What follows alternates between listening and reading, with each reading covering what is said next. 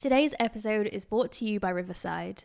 We've been using Riverside to record all of our conversations with our creator guests remotely. Remote recordings can be really stressful if you or your guests don't have the best internet connection. But Riverside is able to keep high quality video and audio no matter what your Wi-Fi is like, thanks to its local recordings.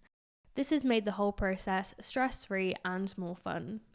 If you want a high quality recording studio at your fingertips, visit the link in the show notes and use the code Passionfroot 2022 to get 15% off any Riverside membership plan. And now let's get back on air with our creators. I would be saying just have your main platform, maybe have 1 to 2 main platforms, and then don't try and do everything after that point. Really just identify the points of leverage.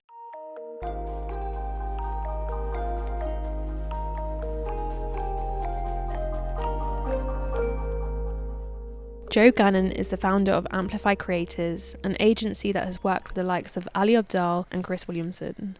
Hey, I'm Akta, and in today's episode of Creators on Air, we talk to Joe Gannon about repurposing content like a pro. I'm a founder of a very newborn agency, so we work with some of the world's leading creators, such as Ali Abdaal, Jordan Peterson, Michaela Peterson, Chris Williamson. So I am I'm trying to create content myself, but I work with creators such as YouTubers and podcasters. We take all of their good stuff, all of their long form content, whether that's podcast episodes, YouTube videos, blogs, and we basically manage their social media, and we repurpose the content and sort of dig into the minds of their value. So I'm curious, when you do work with creators, do you kind of approach them with a strategy in mind, or is that something that you discuss with the creator, and how do you come up with that strategy? Yeah, so any established creator who's monetizing their audience, or they've got momentum and kind of know that if they poured more sort of fuel onto the fire, it would take off, it would have an ROI. So we're typically trying to identify the platforms, or with our knowledge of like organic reach or where the opportunity is on social. If we can spot that maybe, they're not doing short form content, they're not doing YouTube shorts, they're not doing portrait content, which right now in this sort of, what works in socials changes. So right now it is short form content. That's not going to happen. That's not going to be necessarily what happens in the future. So there's always a short window. And if we can spot what's working on different platforms, we can go, hey, here's something we think we should do. Now, these people are so busy, as Passionfroot know, like any creator with an audience, you're receiving probably hundreds of DMs per day. So our approach, which has been more successful, is to basically just go ahead and do it. We don't ask for permission. So we'll go and listen to a podcast, turn it into 2 Twitter threads and say basically, hey, love your content. We've made 2 Twitter threads for you. Do you want to post them? This is the sort of what we'd be looking for in the analytics to see if it's a worthwhile type of content for you to make. And then usually they just go ahead and post the content, see it for themselves, and then we sort of begin from a trial basis. So that's actually our whole prospecting plan right now. We had a lot of inbound sort of interest, which is amazing, but my goal now is, who do we want to work with? Who do we think we could help? And then basically package it up, actually go and do it for them. And then at the very least, even if they don't choose to work with us, it's working with a thought leader, a CEO, or a creator, which I'm really excited to work with. And I've just hopefully got some goodwill. So basically, it's just identifying opportunities and then trying to understand the creator. If the creator's too busy, we understand they won't have much time, so they probably just want to see the finished product. And for any creators looking for opportunities, looking to build out their strategies, it's just trying to identify the highest points of leverage. You have a very limited time. Maybe you have your YouTube channel, which is taken off, and you're considering other platforms. You should really be thinking like 80-20 rule. Could you sit down and film native content, portrait, cover TikToks, Reels and Shorts in one sort of swoosh, instead of like threads, LinkedIn posts, and that's all going to require too much of your time. So from a creator's point of view, it's understanding like 80-20 rule, apply it. You have limited time. You should always be focusing on long form content, identify those points of leverage. And then we're trying to understand that, seeing that, thinking, cool, they don't have much time. If they were going to do any new type of content to generate an ROI, which would make sense and have an impact, what could we create and then sort of show them?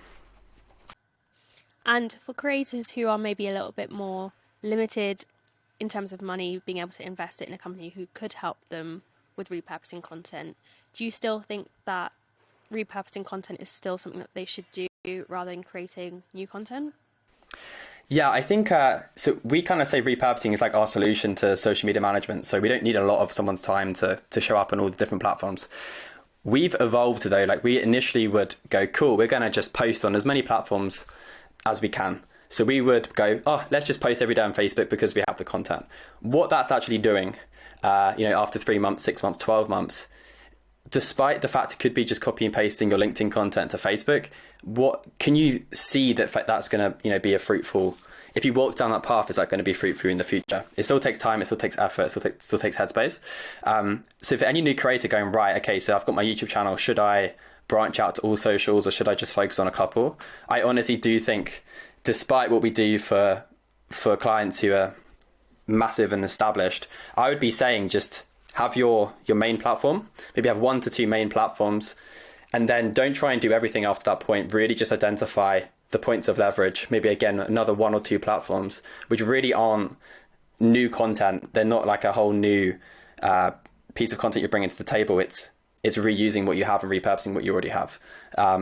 So if you are a podcast host and it's easier for you to talk out loud, and if you don't have budget, then clearly your way of communicating is through speaking. So there's no reason why you can't work with a VA, work with someone junior, chat to a friend, do something like this, just have an interview and convey your message in an hour. And any member of your team, any freelancer, any intern can just take that.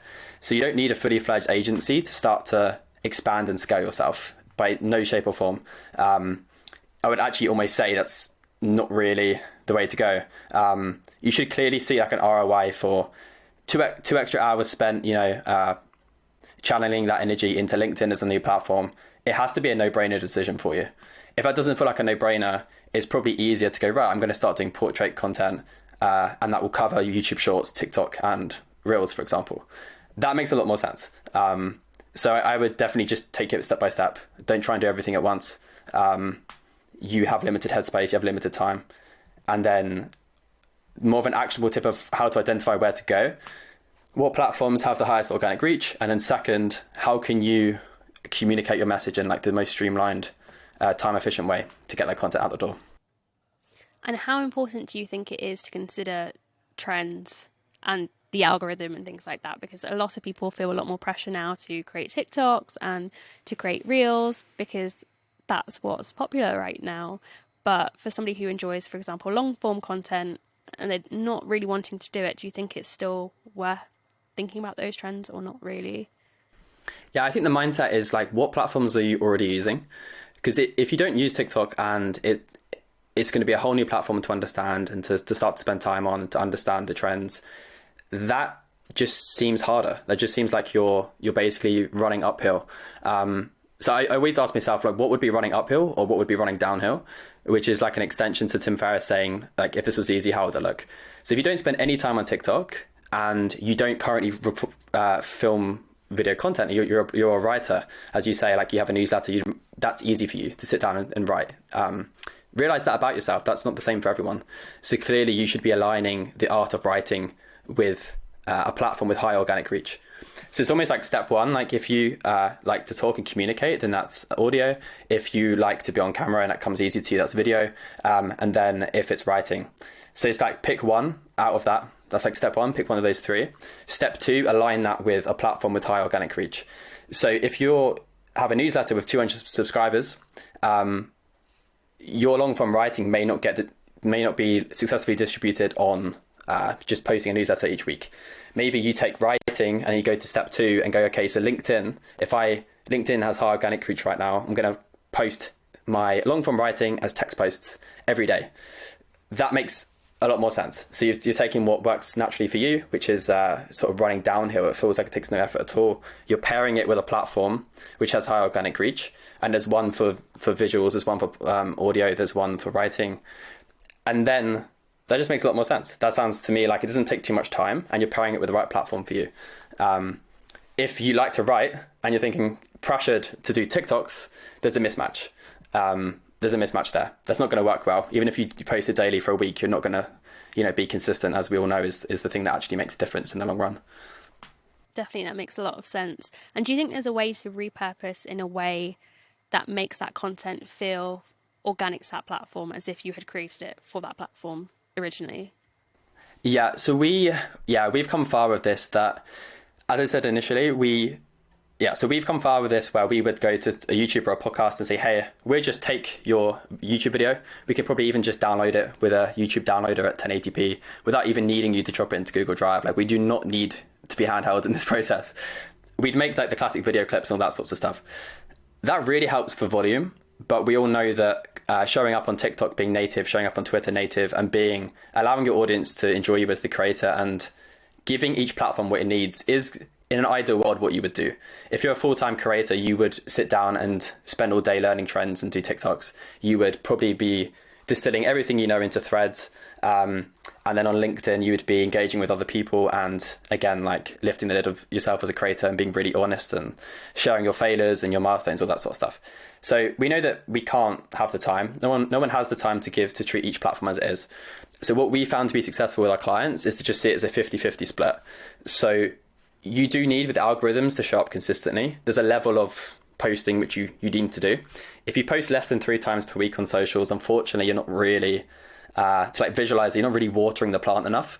There's a plant on your windowsill, you just go over and water it, and then you walk away for 2 days and you come back and water it. You're just not giving it what it needs, like what the algorithm needs. So unfortunately, with some platforms, you do need to post daily. It's just the bare minimum. If you can't bring that to the table, I'd almost say don't do it until you can. So we'll help that, and our solution for that is we will repurpose, like make clips out of a podcast or YouTube channel where you're just taking the long form content. Then to what you've just described there is, on the other side of things, the other 50% is how can you efficiently sit down, turn your phone mobile to portrait and just, maybe take your YouTube script, but then riff off your 20 points and give like the TikTok reels and shorts what it needs. So we see it 50-50. So we say to our clients, if we're going to manage all these socials and post daily content, we need to repurpose as our sort of foundation. Maybe we get 3 posts per week from repurposing, and then we'll request their time in a very time efficient way to get the native content, the purpose-built content. And there's ways you can systematize that to sit down for 2 hours and basically have enough for 2 months. I could talk more about that, but we try and have that balance because then you're achieving the quantity as a whole. Your foundation is the 3 times per week from repurposing. You then build on top of that to give each platform what it needs. We've realized you do need both. If you go onto TikTok and see like clipped podcasts, you just you get that half second to go, they didn't really film it for this platform, I'm going to click off. And native content may perform 10 times better on TikTok than a repurposed clip. So then, okay, cool. You need to make so then you need to make like one thing which is purpose built. Post once, get 10,000 views, or you're posting 10 times and getting 1,000 views. It just doesn't add up. So there's all these sorts of ways, you could be more time efficient and cost effective. But I wouldn't start on platforms unless you can give it what it needs.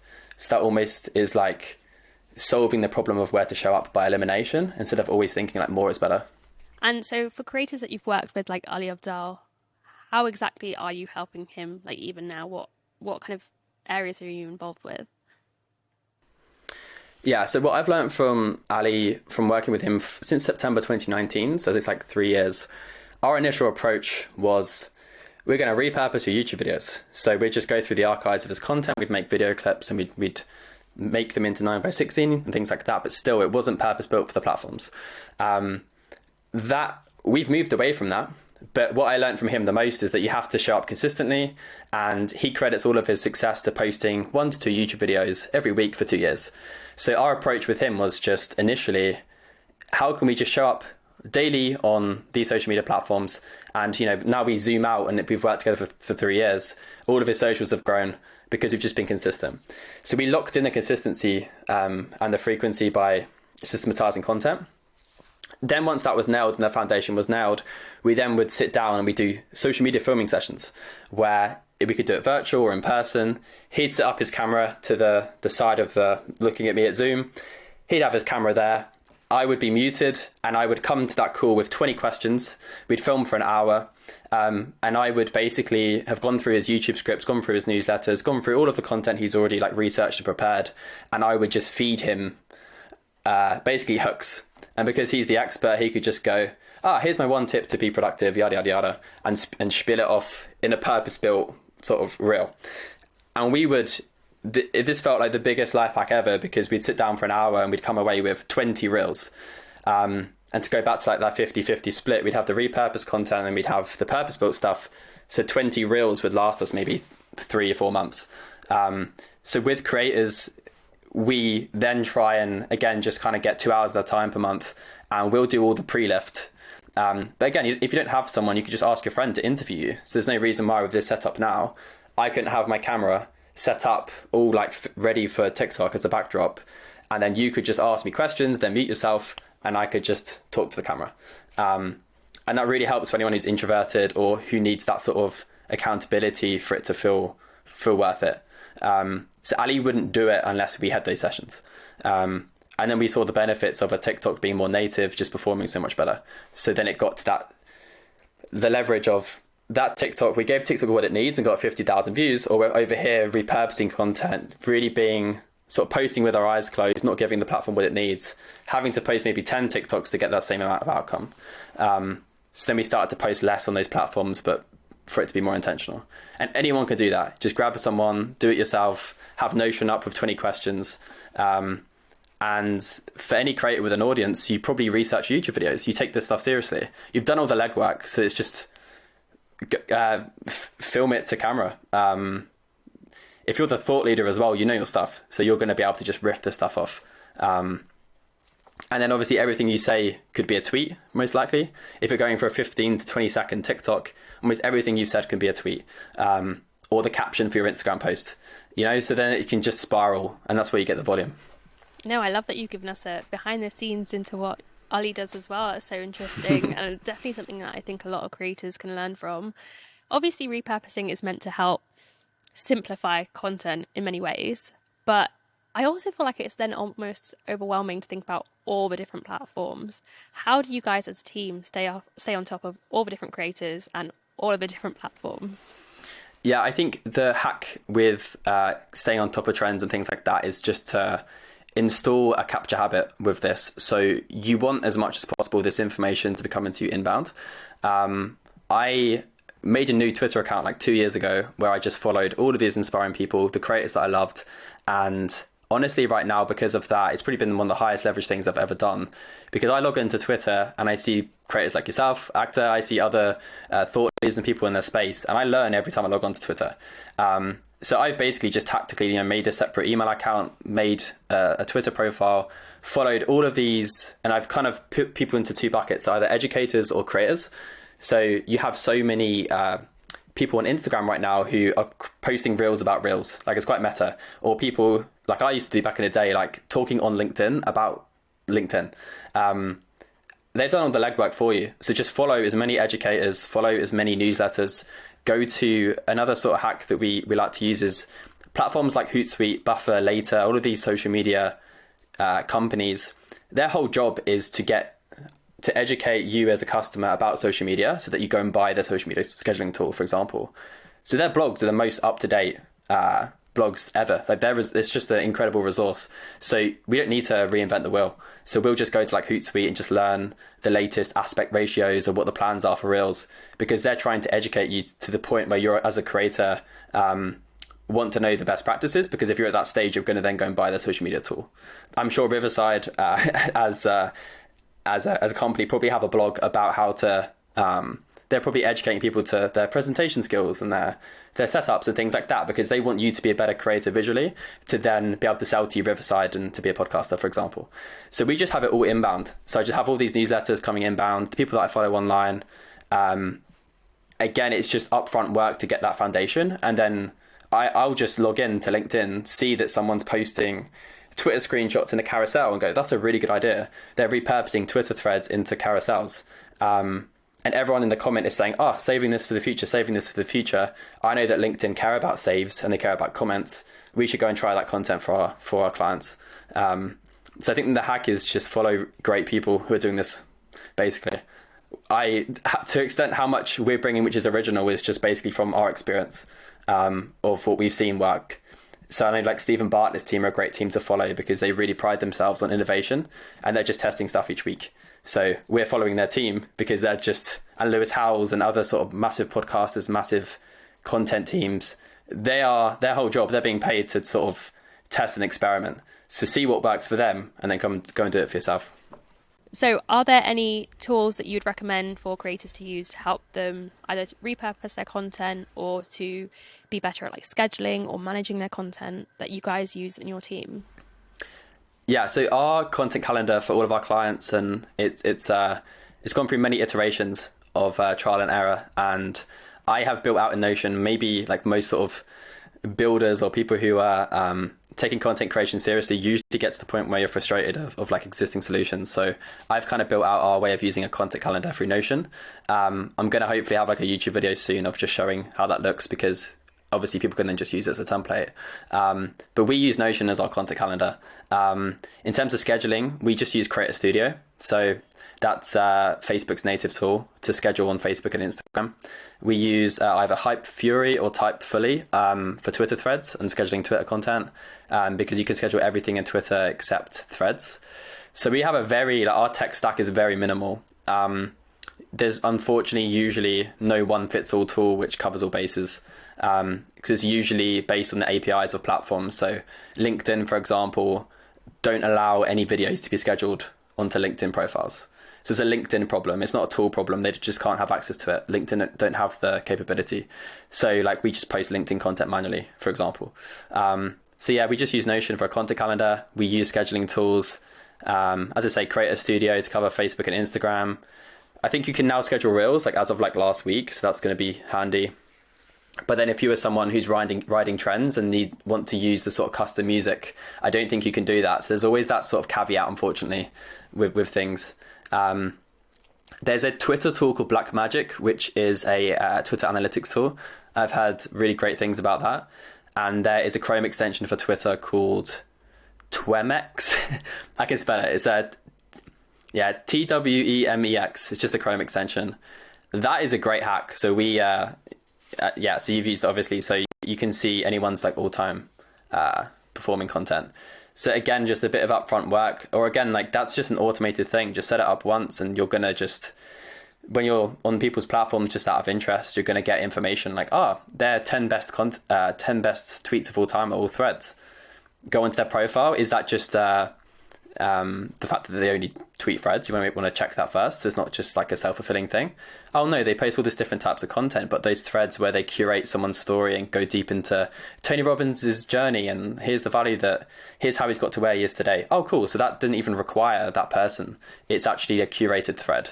So if you're looking to grow, maybe there's value in curating other people's content, which is accessible to all of us. So we've developed so many insights from that Twemex tool or Twemex or whatever it's called. Yeah, I love that you know all the tools and secrets to use. That's amazing. There is this constant pressure though to be online on every platform and to be churning out content and, like you say, be consistent. Do you have any advice for creators on how they can build their online presence without burning out, especially because you're also creating your own content alongside running your business where you're creating content for other creators? How do you find that balance? Yeah, it's a really important question, because I think it was a pinch me moment that I would listen to Ali Abdaal's content and then suddenly I was being paid to listen to his content, and it all seemed a bit surreal. And then creating content for me, put myself out there, like any creator, you do it and you get hooked on it because you meet like-minded people. I think David Perel says when you create content online, when you write online, you're like a lighthouse for other people. And that visualization that you're kind of like, hey, I like golf, I like dogs, and I do this thing on the weekend. And someone else goes, hey, I like golf too, I also like dogs, and hey, and they sort of DM you and it becomes so fulfilling. So every creator gets hooked and wants to build online and sees the benefits. Whenever they've reached sort of consistency, you see the benefits. You see a comment from someone and it becomes meaningful. So that's kind of why we all do it. So I have been there myself, where content and creating and put myself online was the most energy providing thing. Like I would be at 8 p.m. on a Friday. I'd be on the weekend, after my job. It never felt like a chore. But as you say, the lines can get blurred very quickly when like you don't switch off, or your full-time job is 8 hours on your laptop, and then content creation is also writing on your laptop. Or for me, like I use Notion for work, and then I use Notion because I love it as a tool. I feel really creative. So I could be spending 12 to 14 hours on Notion a day, and that's bloody scary. And that's scary. Sorry, I said bloody. So tips on how, so tips on how to create and not burn out. I think you have to, so an actionable tip would be to download Rescue Time. So just the free version of Rescue Time. You can get it on your laptop and your phone, and you can basically, it just tracks your time in the background. So download Rescue Time right now, and then in a week's time, you'll see where your time goes online, how much time you're spending on your laptop, and then also your phone. Because in burnout, the chances are you're doing, from my experience, burnout is either doing too much of something, e.g. overworking. But what I discovered when I hit burnout was I was also doing a lot less of the stuff. It's actually subtraction of the stuff that I enjoy. So you get this sort of like overworking, doing too much, and you get this like, I'm not watching enough TV, I'm not seeing enough friends, and this sort of subtraction. And you sort of burn out because you're sort of, where you're usually at starts to like separate. Usually if you overwork, you can maybe bring that down. But when you hit burnout, typically you're really deviating from like your norm of how you feel good about things. And it goes both ways. So I think an actionable tip is to just stare at how much you're spending your time. A second thing is to install things like blockers. Like you physically can't use social media past 9 p.m, for example. So Freedom's a great app for that. So I have that set on my phone that past 9 p.m. now I can't use any sort of social media app. It became annoying with clients if we got locked out of things. It sent a password to my phone and I like literally can't get in. So there's moments where it will be a problem. But yeah, my full-time job now is a social media agency, and I'm literally probably doing more than anyone else to try and use social media as little as I can. So I think you need to do some sort of audit of your time. How much are you doing which you enjoy? How much of things are you doing which you don't enjoy? And then go from there. I think it's definitely a personalized thing. In terms of being a creator, you just have to systematize things. You have to get to the point where you reach points of leverage. I know Jack Butcher has a term being like a leveraged creator, and leverage is basically just that your output isn't tied to your input. So it's not that you sit down and write on Twitter and your output is I'm going to create a thread and then you post the thread. That's just a one-to-one relationship. Your input matches your output. Instead, it goes into repurposing, as we've discussed. Time spent writing should mean 5 to 7 different things. It should be your captions for your Instagram post. It should be your newsletter. It should be your YouTube script, and it should be your Twitter threads. And when you get to that point of leverage, you can get ahead as a creator. Oh, that's great advice. Thanks for that, because I definitely need advice on how to deal with burnout. We're going to move to a quick fire round now where I ask you a few questions and you just answer the first thing that comes to mind. So the first question is, what's your favourite thing about being a creator? Exposure to interesting people. Oh, that's an interesting answer. I like that. And what's your favourite tool that helps you to create or helps with your productivity? Notion. I just feel really creative in Notion. I just like the emojis and just how it looks, and I just feel I can sit down for 2 hours with my cup of coffee and I can just write and I can publish, and I feel like a wizard in Notion. I feel like Notion's such a popular answer for creators. I feel like almost everyone has answered with that. What's one thing that gives you the most inspiration for your work? Inspiration for my work? That's a good question. I would say community. I think anything that I've done as a creator, and I don't really call myself a creator because the people that we work with are what I would call a creator, but it's community. It's just anyone can put something out there online, and it's so rewarding to... I think anything that you share online is going to be uniquely you. So even if it's a random niche topic or some sort of hobby, you're just doing a little bit more of you each week, for example. So like the happiest I've ever felt was when I would sit down and do a newsletter every Sunday to like 50 people, because I'd sit down and really just wrestle with how I felt that week or a topic that I was interested in. And you don't need an audience for that to be like a fulfilling thing to do. So I think it's community. I think it's just, uniquely showing up and being yourself, and then you start to see that you're kind of accepted. It sounds really corny, but you could put a tweet out and if you get a comment, you're being accepted. Someone else is saying like, hey, like I like your thoughts. I think that's where it can get exciting. It's so true. I love it when people just find you relatable. It's just such a nice feeling. What's one thing that's helped you most with your creator work-life balance? I think it's just a mindset, and I have learned that from the sort of Ali Abdaal of getting ahead with the stuff. So sort of seeing the behind the scenes of a successful YouTuber, realizing that the shop face, so to speak. So if you're a subscriber to his channel, you probably presume naturally that when you see a video posted today that, like, you just naturally think, he just uploaded a video today. What you don't know is that was filmed 6 weeks ago, maybe edited 2 weeks ago, and now it's been scheduled, for example. So I think what clicked for me was seeing creators have a system behind what they do and maybe being, 1 month, 2 months ahead. And that's what we try and achieve now as a service, realizing that you are only going to be limited by your time. So just that idea of getting ahead with content, that idea of systematizing things, that sort of concept of leverage has been a game changer for me, because we all know consistency is important. You should feel like you can go on holiday and not have to post content. However, there's a world where you can have a bit of both, and you can schedule content for that week and just go on holiday, enjoy yourself. So like the sort of shop face versus like the behind the kitchen, so to speak. So behind the kitchen, you could have been making content, you're like 2 months ahead. The shop face is that you're posting content every single day. So your audience is just like, wow, they're so consistent. We get so much value from them. They show up every day. How do they do it? Any consistent creator knows that, that content has been pre-planned and pre-built. So yeah, it's just finding those points of leverage, I think, and having burnt out now, I'm really seeking them more than anything, of just how can I spend 1 hour and get, my output in 10 different ways. No, I'm glad that you're nearing the other side of burnout. What's one piece of advice that you would give to other creators? I would say, just make sure you're still aligned with the content you're creating. I think don't forget the reason why you started showing yourself online. Yes, the topics you talk about or how you show up may change and how it looks online may change, but don't forget why you started. If it was relationship building, you should be proud that, your initial goal was maybe to just meet one person online who you can provide value to, and don't sort of lose the initial why. Because I think for me, it was never creating content to necessarily grow an audience. It was initially to network and to meet interesting people and to invest in my network. And I think that is still my why. That is what got me through the hardest part, which is the first step, which is starting. So if that was a compelling enough why to get me from 0 to 1, that is a compelling why, which I quite clearly feel at my core that I feel passionate about, and that's what got me to create content. So I think if people deviate, any established creators deviate, from that video's 10 out of 10 on YouTube is not performing, don't forget that you probably would have been happy with that back in the day. So I think just don't forget the why of why you started, and maybe the content looks different and all these different things, but maybe there's more pressure now because you have sponsors or the content's monetized.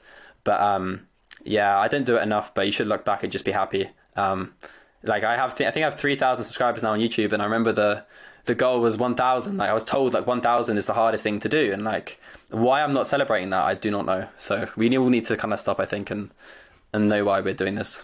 No, that's great advice. I feel like I definitely needed that because I struggle with the same thing. I think most creators do. So thank you for that reminder.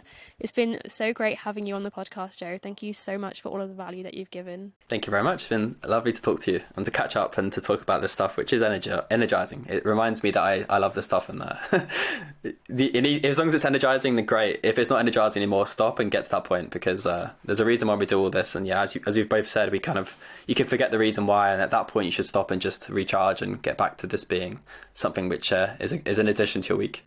I've always thought that repurposing content just felt like more work, but I really like how practical Joe makes the whole thing. You can find Joe on LinkedIn, Twitter, Instagram, and YouTube. And if you need help with your creator business, check out Joe's company, Amplify Creators. If you're a creator trying to move their business forward, check us out at Get Passionfroot on Twitter, Instagram, LinkedIn, or subscribe to our weekly newsletter, Filtered Fridays. Stay passionate, and I'll see you in the next one.